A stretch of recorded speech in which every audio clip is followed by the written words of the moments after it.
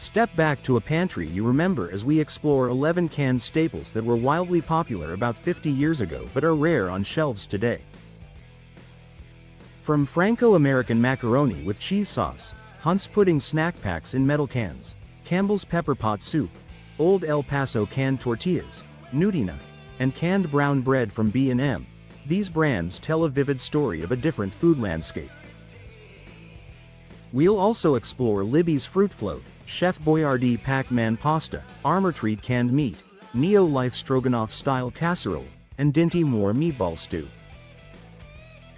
Join us as we uncover the nostalgia, quirks, and flavors that defined a bygone era of canned goods. 1. Franco-American macaroni with cheese sauce. This popular product existed from the mid-1950s until the early 2000s, featuring thick spaghetti-like noodles in a colorful and viscous cheese sauce. The whole concept sounds pretty questionable when you think about a canned mac and cheese that could sit on shelves for months. Yet families across America embraced this convenience food with surprising enthusiasm. The Franco canned line of pastas was popular in the 70s and 80s with parents who were just trying to get dinner on the table. Discontinued in 2004, there is a Facebook group for those who miss their canned pasta, where fans post home recipes trying to recreate the magic of the long-gone canned mac and cheese. The nostalgia runs so deep that people are still attempting to reverse engineer the formula decades later. That's dedication to questionable culinary choices. 2. Hunt's pudding snack packs in metal cans. When the product first came about in 1968, this shelf-friendly milk pudding was served out of a can, coming in a variety of flavors, and was all the rage due to its convenience and tastiness. Before those familiar plastic cups took over lunchboxes, pudding came in actual metal cans that you had to open with a can opener. Before snack packs came in plastic cups, lunchbox pudding cups were served in cans in the 1970s. Those who know them will also remember these quick desserts for the dangerous metal lids that had to be discontinued due to safety concerns, and after the allure of this can changed forever, Hunt's snack packs have become more of a symbol of childhood than a highly sought-after dessert. Imagine explaining to kids today that their pudding once came with sharp metal edges. 3. Campbell's pepper pot soup. Campbell's pepper pot soup had been around since 1899 when it made its way from Philadelphia kitchens into cans, containing potatoes, onions, carrots, jalapenos, red pepper flakes, and beef tripe, but after over a century on the shelves, Campbell's quietly axed it in 2010 because apparently palates became more sophisticated. This wasn't your typical chicken noodle situation, we're talking about soup with actual organ meat floating around. As the Encyclopedia of Greater Philadelphia reported, it accomplished an incredible feat for a simple canned soup by staying in the market for over a century, debuting from 1899 until 2010, and considering the longevity, its taste couldn't have been all that bad. A soup that survived 2 world wars and the Great Depression clearly had something going for it. 4. Old El Paso canned tortillas. In the 1970s, Old El Paso sold corn tortillas in a can, with each can including about 18 tortillas that you could fry in oil after popping the can open, though some who remember eating the canned tortillas say they were terrible while others say they were pretty flavorful. Old El Paso canned tortillas worked to bring everything from enchiladas to tacos to life without the need for homemade tortillas, and according to history buffs in Texas, these canned tortillas appeared in cookbooks from the 1960s, but plenty of people remember enjoying them well into the late 1970s as well. Throughout the 1970s and 1980s, Tex-Mex cuisine began growing in popularity with American home cooks nationwide, and before the supply chain could catch up to popular demand, these canned tortillas were often a must-have when traveling to areas of the country far from Texas and Mexico where access to fresh tortillas was out of the question, though you can now simply go to any grocery store and pick up a plastic bag of tortillas. 5. Nutina vegetarian meat alternative. In the 1970s and 1980s, there was increased awareness around healthy eating and vegetarianism, with brands like Loma Linda helping to lead the charge, and Loma Linda's canned meat alternatives, including Nutina, a veggie loaf made from peanuts, graced many kitchen cupboards.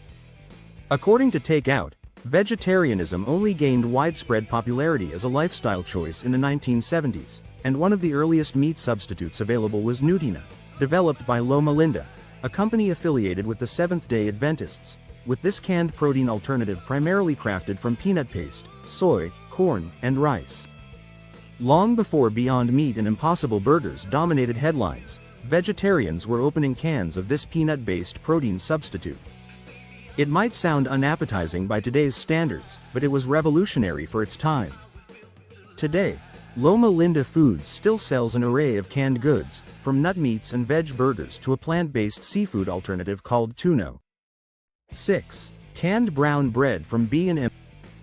B&M, the brand behind the popular bread, was created in 1867 and canned a variety of meats, seafood, and corn, though it's unclear when bread was added to the lineup, and if you've never had bread from a can, you might wonder how it's consumed. You don't reach for a spoon after opening your can. Instead, you need to open both the top and bottom of the can. Then gently shake the can until the soft loaf slides out, ready to be sliced and good on its own or topped with butter, jam, or cream cheese. The bread was particularly popular in New England in the past and remained popular until just a few decades ago, though it did see a brief resurgence via social media in 2020, and some who lived with it in the 1960s and 1970s remember the canned bread fondly as a part of family dinners, while others shudder at the memory. While canned brown bread is still available in New England, it's certainly lost some of its popularity and has never been widely available outside of the region. 7. Libby's Fruit Float. Libby's Fruit Float hit the scene in the mid-1970s amid colorful advertisements and convenience foods, and all you had to do to enjoy a Libby's Fruit Float was add milk and stir. The can had actual pieces of fruit, which added both flavor and texture, resulting in a frothy milkshake-like dessert that was reminiscent of a pudding, and there were 4 servings in each can, making this a great option to serve to guests when you wanted to impress with your futuristic cooking techniques. This was the space-age answer to dessert preparation: just dump, stir, and serve. Nowadays, we turn to DoorDash or Uber Eats when we want a quick sweet treat, but in its heyday, Fruit Float was pretty far out, with different recipes ranging from a 30-second stir and serve version to a 10-minute cake, some requiring extra time to chill for the best results, but minimal actual cooking or preparation. 8. Chef Boyardee Pac-Man Pasta. This was a marketing tie-in with the popular 80s video game, featuring vaguely Pac-Man and ghost-shaped pasta in something called golden chicken sauce, or tomato sauce with or without meatballs. This unique product came in 3 flavors: golden chicken sauce, spaghetti sauce with mini meatballs, and cheese, but the Pac-Man pasta was often criticized as an underwhelming meal, a sentiment supported by its discontinuation just a year later.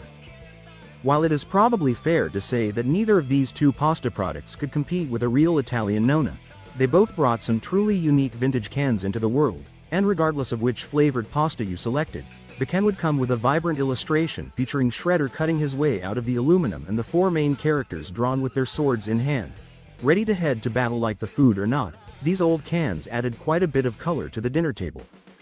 9. Armor Treat Canned Meat. You can still buy Armor Treat today, but since it's been wildly eclipsed by Spam in popularity in the public consciousness, Spam has become a part of the lexicon, but who knows Treat? You may have trouble finding it.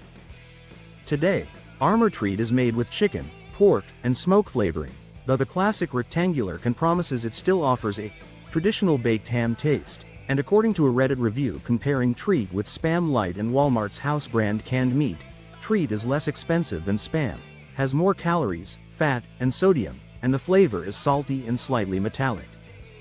Treat was basically the knockoff version of Spam, but it had its loyal following. It's still technically available, but good luck finding it in most grocery stores. The brand got completely overshadowed by Spam's marketing dominance and cultural staying power. 10. Neo-Life Stroganoff-Style Casserole. While not difficult to pull together, some decades ago, someone decided to make compiling this dish even easier by putting it in a can, and one brand to do so was Neo-Life with its 1970s Stroganoff-style casserole, though today, the closest you'll get to this is likely Hormel's Heat and Eat Stroganoff, but it comes in a plastic, microwave-safe dish and not a can.